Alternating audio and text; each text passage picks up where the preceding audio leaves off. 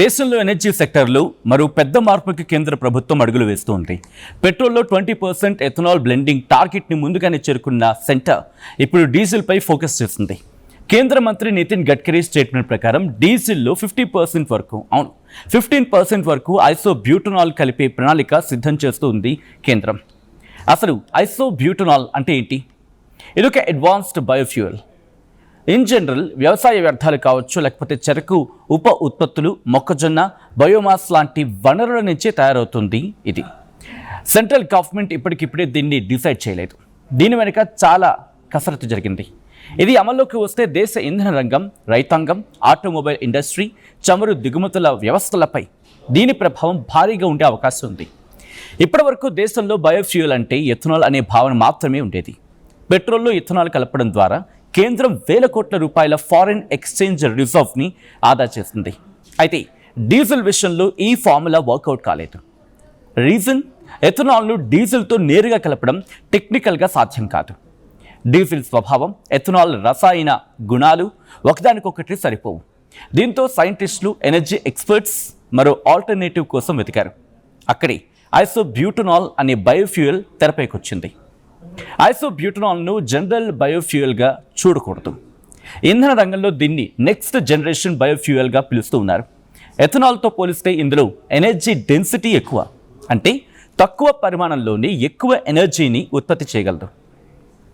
నీటిని తక్కువగా ఆకర్షిస్తుంది అండ్ స్టోరేజ్ చేయడం ఈజీ. ఇంజన్ పనితీరుపై ప్రభావం తక్కువగా ఉంటుంది. ఎస్పెషల్లీ డీజిల్తో కలిసిపోయే సామర్థ్యం ఎక్కువగా ఉండడం దీని స్పెషాలిటీ. అందుకే ప్రపంచవ్యాప్తంగా పలు దేశాలు ఇప్పటికీ దీనిపై పరిశోధనలు చేస్తూ ఉన్నాయి. ఈ డెసిషన్ వెనుక అసలు కారణం కేవలం ఎన్విరాన్మెంట్, ఇంకా చెప్పాలంటే పర్యావరణ పరిరక్షణ మాత్రమే కాదు. ఇండియా ప్రతి ఏడాది లక్షల కోట్ల రూపాయల విలువైన ముడి చమురుని విదేశాల నుంచి దిగుమతి చేసుకుంటూ ఉంటుంది. అది మనందరికీ తెలిసిన విషయమే. అయితే దేశ ఆర్థిక వ్యవస్థపై ఇది ఓవర్లోడ్ లాంటిది. ఇప్పటికే ఫారెక్స్ నిల్వలు తగ్గిపోతూ ఉన్నాయి, రూపాయి విలువ పడిపోతోంది, డాలర్ బలపడుతోంది అని ఆర్బీఐ రకరకాల ప్రత్యామ్నాయాల వైపు చూస్తూ వస్తున్న సందర్భం. అంతర్జాతీయ మార్కెట్లో, ఇంటర్నేషనల్ మార్కెట్లు ముడి చమురు ధర పెరిగితే భారత ఆర్థిక వ్యవస్థపై డైరెక్ట్ ఎఫెక్ట్ పడుతుంది. రూపాయి వీకెన్ అవుతుంది, ఇన్ఫ్లేషన్ పెరుగుతుంది. అందుకే దిగుమతులపై ఆధారపడకుండా దేశీయంగా ఇంధనాన్ని ఉత్పత్తి చేయాలి అన్న ఆలోచనతో కేంద్రం ఎథనాల్ మిషన్ను ప్రారంభించింది. ఇప్పుడు అదే ఫార్ములా అండ్ అదే వ్యూహాన్ని డీజిల్పై అమలు చేయాలని చూస్తూ ఉంది కేంద్రం. అసలు ఇంతకీ ఇదే అంశానికి సంబంధించి కేంద్రం ఏమంటూ ఉంది, కేంద్రం వ్యూహం ఏంటి? ఇదే అంశానికి సంబంధించి కేంద్ర మంత్రి నితిన్ గడ్కరీ రియాక్ట్ అయ్యారు. ఆయన ఏమంటున్నారో చూద్దాం. तो इथेनॉल से आइसोब्यूटेनॉल भी बन रहा है और isobutanol can be alternative for diesel. मैंने किर्लोस्कर के 2 जनरेटर सेट, एक इथेनॉल पर और आइसोब्यूटेनॉल पर 100% सक्सेसफुली चल रहे हैं, उसको लॉन्चिंग किया. तो इंजन बन सकता है और डीजल में भी 15% आइसोब्यूटेनॉल डालने के बारे में चल रहा है. तो आइसोब्यूटेनॉल हो, इथेनॉल हो, सस्टेनेबल एविएशन फ्यूएल हो, बायो सीएनजी हो और बाद उसके साथ साथ पूरी साहब हमारे देश में क्रूड ऑयल के साथ और నేచురల్ గ్యాస్ का उत्पादन बढ़ाने की कोशिश. ఈ ప్రణాళికలు మరో కీలక కోణం రైతాంగం. ఇప్పటి వరకు వ్యవసాయ వ్యర్థాలంటే రైతులకు తలనొప్పిగా ఉండేవి. అంటే వరిగడ్డి, చెరకు మిగులు, మొక్కజొన్న అవశేషాలు, ఇతర బయోమాస్ పదార్థాలు పెద్దగా ఉపయోగపడేవి కావు. ఇప్పుడు ఇవే ఇంధన తయారీకి ముడి సరుకుగా మారే అవకాశం కనిపిస్తూ ఉంది. అంటే రైతు పండించిన పంట మాత్రమే కాదు, పంట మిగులు కూడా ఆదాయం తెచ్చిపెట్టే పరిస్థితి ఏర్పడవచ్చు.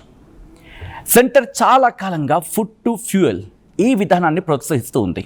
ఐసోబ్యూటనాల్ ప్రాజెక్ట్ ఆ డైరెక్షన్లో మరో పెద్ద అడుగుగా భావిస్తూ ఉంది కేంద్రం. ఇక్కడ మరో ఇంట్రెస్టింగ్ పాయింట్ ఏంటి అంటే, ఇటీవల జరిగిన ప్రయోగాల్లో 100% ఎథనాల్, 100% ఐసోబ్యూటనాల్తో జనరేటర్ సెట్లను విజయవంతంగా నడిపినట్లు కేంద్ర మంత్రి నితిన్ గడ్కరీ చెప్పుకొచ్చారు. అంటే బయోఫ్యూయల్తో నడిచే ఇంజిన్స్ ఇక కల్పన కాదు. ఫ్యూచర్లో ప్రత్యేకంగా ఐసోబ్యూటనాల్ ఆధారిత ఇంజిన్స్, జనరేటర్స్, భారీ వాణిజ్య వాహనాలు కూడా మార్కెట్లోకి వచ్చే అవకాశం ఉంది అన్న సంకేతాలు కనిపిస్తూ ఉన్నాయి. ఇందులో ఇంకో యాంగిల్ ఏంటి అంటే, పెట్రోల్లో ఎథనాల్ బ్లెండింగ్ విజయవంతం అయినంత సులభంగా డీజిల్తో ఐసోబ్యూటనాల్ బైండింగ్ జరగకపోవచ్చు. దీనికి భారీ ఉత్పత్తి సామర్థ్యం అవసరం. కొత్త ఇండస్ట్రీస్ రావాలి, రిఫైనరీస్లో మార్పులు చేయాలి, ఇందుకు సూటబుల్ అయ్యే ఇంజిన్స్ను ఆటోమొబైల్ కంపెనీలు టెస్ట్ చేయాలి అండ్ దీర్ఘకాలిక వినియోగంపై స్పష్టత రావాలి. ఖర్చు అంశం కూడా కీలకం ఇక్కడ. అందుకే సెంటర్ ఇప్పట్లో అమలు కాకుండా దశల వారీగా ముందుకు వెళ్ళే అవకాశాలు కనిపిస్తున్నాయి. అంటే ఫ్యూచర్లో దశల వారీగా దీన్ని అమలు చేసే అవకాశాలు కనిపిస్తూ ఉన్నాయి. అండ్ అంతర్జాతీయంగా చూస్తే కూడా ఈ నిర్ణయం చిన్న విషయం కాదు. అమెరికా, బ్రెజిల్ లాంటి దేశాలు బయోఫ్యూయల్స్ను ఇప్పుడు ముందుకు తీసుకొస్తున్నాయి. ఒక మాటలో చెప్పాలంటే బయోఫ్యూయల్స్ రంగంలో దూసుకెళ్తూ ఉన్నాయి. చైనా కూడా ప్రత్యామ్నాయ ఇంధనాలపై భారీ పెట్టుబడులు పెడుతూ ఉంది. ఎలక్ట్రిక్ వాహనాలు ఒకవైపు వేగంగా పెరుగుతూ ఉన్న భారీ ట్రక్కులు, వ్యవసాయ యంత్రాలు, పారిశ్రామిక రంగం లాంటి విభాగాల్లో డీజిల్కు తక్షణ ప్రత్యామ్నాయం ఇంకా పూర్తిగా అందుబాటులోకి రాలేదు. ఇంకా చెప్పాలంటే పూర్తిగా అందుబాటులో లేదు అన్నమాట. అలాంటి టైంలో డీజిల్లో బయోఫ్యూయల్ బ్లెండింగ్ ప్రపంచ దేశాలకు ఆకర్షణీయమైన మార్గంగా కనిపిస్తూ ఉంది. అసలు ఐసోబ్యూటనాల్ అంటే ఏంటి? ఇదొక అడ్వాన్స్డ్ బయోఫ్యూయల్. ఇన్ జనరల్ వ్యవసాయ వ్యర్థాలు కావచ్చు, లేకపోతే చెరకు ఉప ఉత్పత్తులు, మొక్కజొన్న, బయోమాస్ లాంటి వనరుల నుంచే తయారవుతుంది ఇది. సెంట్రల్ గవర్నమెంట్ ఇప్పటికిప్పుడే దీన్ని డిసైడ్ చేయలేదు. దీని వెనుక చాలా కసరత్తు జరిగింది. ఇది అమల్లోకి వస్తే దేశ ఇంధన రంగం, రైతాంగం, ఆటోమొబైల్ ఇండస్ట్రీ, చమురు దిగుమతుల వ్యవస్థలపై దీని ప్రభావం భారీగా ఉండే అవకాశం ఉంది. ఇప్పటివరకు దేశంలో బయోఫ్యూయల్ అంటే ఎథనాల్ అనే భావన మాత్రమే ఉండేది. పెట్రోల్లో ఇథనాల్ కలపడం ద్వారా కేంద్రం వేల కోట్ల రూపాయల ఫారిన్ ఎక్స్చేంజ్ రిజర్వ్ని ఆదా చేసింది. అయితే డీజిల్ విషయంలో ఈ ఫార్ములా వర్కౌట్ కాలేదు. రీజన్, ఎథనాల్ను డీజిల్తో నేరుగా కలపడం టెక్నికల్గా సాధ్యం కాదు. డీజిల్ స్వభావం, ఎథనాల్ రసాయన గుణాలు ఒకదానికొకటి సరిపోవు. దీంతో సైంటిస్టులు, ఎనర్జీ ఎక్స్పర్ట్స్ మరో ఆల్టర్నేటివ్ కోసం వెతికారు. అక్కడే ఐసోబ్యూటనాల్ అనే బయోఫ్యూయల్ తెరపైకొచ్చింది. ఐసోబ్యూటనాల్ను జనరల్ బయోఫ్యూయల్గా చూడకూడదు. ఇంధన రంగంలో దీన్ని నెక్స్ట్ జనరేషన్ బయోఫ్యూయల్గా పిలుస్తూ ఉన్నారు. ఎథనాల్తో పోలిస్తే ఇందులో ఎనర్జీ డెన్సిటీ ఎక్కువ, అంటే తక్కువ పరిమాణంలోనే ఎక్కువ ఎనర్జీని ఉత్పత్తి చేయగలదు. నీటిని తక్కువగా ఆకర్షిస్తుంది అండ్ స్టోరేజ్ చేయడం ఈజీ. ఇంజన్ పనితీరుపై ప్రభావం తక్కువగా ఉంటుంది. ఎస్పెషల్లీ డీజిల్తో కలిసిపోయే సామర్థ్యం ఎక్కువగా ఉండడం దీని స్పెషాలిటీ. అందుకే ప్రపంచవ్యాప్తంగా పలు దేశాలు ఇప్పటికీ దీనిపై పరిశోధనలు చేస్తూ ఉన్నాయి. ఈ డెసిషన్ వెనుక అసలు కారణం కేవలం ఎన్విరాన్మెంట్, ఇంకా చెప్పాలంటే పర్యావరణ పరిరక్షణ మాత్రమే కాదు. ఇండియా ప్రతి ఏడాది లక్షల కోట్ల రూపాయల విలువైన ముడి చమురుని విదేశాల నుంచి దిగుమతి చేసుకుంటూ ఉంటుంది. అది మనందరికీ తెలిసిన విషయమే. అయితే దేశ ఆర్థిక వ్యవస్థపై ఇది ఓవర్లోడ్ లాంటిది. ఇప్పటికే ఫారెక్స్ నిల్వలు తగ్గిపోతూ ఉన్నాయి, రూపాయి విలువ పడిపోతోంది, డాలర్ బలపడుతోంది అని ఆర్బీఐ రకరకాల ప్రత్యామ్నాయాల వైపు చూస్తూ వస్తున్న సందర్భం. అంతర్జాతీయ మార్కెట్లో, ఇంటర్నేషనల్ మార్కెట్లు ముడి చమురు ధర పెరిగితే భారత ఆర్థిక వ్యవస్థపై డైరెక్ట్ ఎఫెక్ట్ పడుతుంది. రూపాయి వీకెన్ అవుతుంది, ఇన్ఫ్లేషన్ పెరుగుతుంది. అందుకే దిగుమతులపై ఆధారపడకుండా దేశీయంగా ఇంధనాన్ని ఉత్పత్తి చేయాలి అన్న ఆలోచనతో కేంద్రం ఎథనాల్ మిషన్ను ప్రారంభించింది. ఇప్పుడు అదే ఫార్ములా అండ్ అదే వ్యూహాన్ని డీజిల్పై అమలు చేయాలని చూస్తూ ఉంది కేంద్రం. అసలు ఇంతకీ ఇదే అంశానికి సంబంధించి కేంద్రం ఏమంటూ ఉంది, కేంద్రం వ్యూహం ఏంటి? ఇదే అంశానికి సంబంధించి కేంద్ర మంత్రి నితిన్ గడ్కరీ రియాక్ట్ అయ్యారు. ఆయన ఏమంటున్నారో చూద్దాం. नहीं डाल सकते तो इथेनॉल से आइसोब्यूटेनॉल भी बन रहा है और isobutanol can be alternative for diesel. मैंने किर्लोस्कर के 2 जनरेटर सेट, एक इथेनॉल पर और आइसोब्यूटेनॉल पर 100% सक्सेसफुली चल रहे हैं, उसको लॉन्चिंग किया तो इंजन बन सकता है. और डीजल में भी 15% आइसोब्यूटेनॉल डालने के बारे में चल रहा है.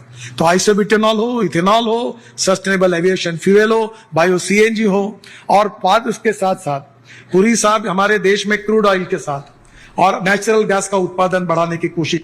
ఈ ప్రణాళికలు మరో కీలక కోణం రైతాంగం. ఇప్పటి వరకు వ్యవసాయ వ్యర్థాలంటే రైతులకు తలనొప్పిగా ఉండేవి. అంటే వరిగడ్డి, చెరకు మిగులు, మొక్కజొన్న అవశేషాలు, ఇతర బయోమాస్ పదార్థాలు పెద్దగా ఉపయోగపడేవి కావు. ఇప్పుడు ఇవే ఇంధన తయారీకి ముడి సరుకుగా మారే అవకాశం కనిపిస్తూ ఉంది. అంటే రైతు పండించిన పంట మాత్రమే కాదు, పంట మిగులు కూడా ఆదాయం తెచ్చిపెట్టే పరిస్థితి ఏర్పడవచ్చు. సెంటర్ చాలా కాలంగా ఫుడ్ టు ఫ్యూయల్ ఈ విధానాన్ని ప్రోత్సహిస్తూ ఉంది. ఐసోబ్యూటనాల్ ప్రాజెక్ట్ ఆ డైరెక్షన్లో మరో పెద్ద అడుగుగా భావిస్తూ ఉంది కేంద్రం. ఇక్కడ మరో ఇంట్రెస్టింగ్ పాయింట్ ఏంటి అంటే ఇటీవల జరిగిన ప్రయోగాల్లో 100% ఎథనాల్ 100% ఐసోబ్యూటనాల్తో జనరేటర్ సెట్లను విజయవంతంగా నడిపినట్లు కేంద్ర మంత్రి నితిన్ గడ్కరీ చెప్పుకొచ్చారు. అంటే బయోఫ్యూయల్తో నడిచే ఇంజిన్స్ ఇక కల్పన కాదు. ఫ్యూచర్లో ప్రత్యేకంగా ఐసోబ్యూటనాల్ ఆధారిత ఇంజిన్స్, జనరేటర్స్, భారీ వాణిజ్య వాహనాలు కూడా మార్కెట్లోకి వచ్చే అవకాశం ఉంది అన్న సంకేతాలు కనిపిస్తూ ఉన్నాయి. ఇందులో ఇంకో యాంగిల్ ఏంటి అంటే పెట్రోల్లో ఎథనాల్ బ్లెండింగ్ విజయవంతం అయినంత సులభంగా డీజిల్తో ఐసోబ్యూటనాల్ బైండింగ్ జరగకపోవచ్చు. దీనికి భారీ ఉత్పత్తి సామర్థ్యం అవసరం. కొత్త ఇండస్ట్రీస్ రావాలి, రిఫైనరీస్లో మార్పులు చేయాలి, ఇందుకు సూటబుల్ అయ్యే ఇంజిన్స్ను ఆటోమొబైల్ కంపెనీలు టెస్ట్ చేయాలి, అండ్ దీర్ఘకాలిక వినియోగంపై స్పష్టత రావాలి. ఖర్చు అంశం కూడా కీలకం ఇక్కడ. అందుకే సెంటర్ ఇప్పట్లో అమలు కాకుండా దశల వారీగా ముందుకు వెళ్ళే అవకాశాలు కనిపిస్తూ ఉన్నాయి. అంటే ఫ్యూచర్లో దశల వారీగా దీన్ని అమలు చేసే అవకాశాలు కనిపిస్తూ ఉన్నాయి. అండ్ అంతర్జాతీయంగా చూస్తే కూడా ఈ నిర్ణయం చిన్న విషయం కాదు. అమెరికా, బ్రెజిల్ లాంటి దేశాలు బయోఫ్యూయల్స్ను ఇప్పుడు ముందుకు తీసుకొస్తున్నాయి. ఒక మాటలో చెప్పాలంటే బయోఫ్యూయల్స్ రంగంలో దూసుకెళ్తూ ఉన్నాయి.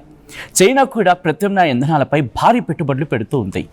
ఎలక్ట్రిక్ వాహనాలు ఒకవైపు వేగంగా పెరుగుతూ ఉన్న భారీ ట్రక్కులు, వ్యవసాయ యంత్రాలు, పారిశ్రామిక రంగం లాంటి విభాగాల్లో డీజిల్కు తక్షణ ప్రత్యామ్నాయం ఇంకా పూర్తిగా అందుబాటులోకి రాలేదు. ఇంకా చెప్పాలంటే పూర్తిగా అందుబాటులో లేదు అన్నమాట. అలాంటి టైంలో డీజిల్లో బయోఫ్యూయల్ బ్లెండింగ్ ప్రపంచ దేశాలకు ఆకర్షణీయమైన మార్గంగా కనిపిస్తూ ఉంది. మరి దీని మీద మీ అభిప్రాయం ఏంటి?